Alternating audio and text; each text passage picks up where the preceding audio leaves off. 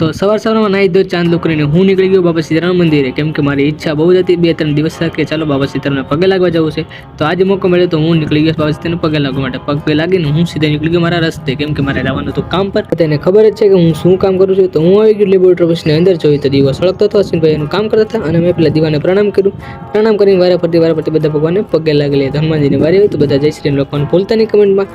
પગે લાગીને પછી યાદ આવ્યું કે આપણે બધું પહેલાં છે લેબોરેટરીનું કામ છે પતાવીને પછી પાછા મળીએ બપોર પછી. તો બપોર થઈ ગયા છે, હવે જમવાનું ટાણું થઈ ગયું. તો હું નીકળી ગયો સીધું મારે જમવા માટે મારે ઘરે. એ પગી જાય ત્યાં ભૂખ લાગી જાય બહુ વધારે. તો હું નીકળી રસોડાની અંદર. જોયું તો આજ તો મેંગી શાક ને રોટલી હતી.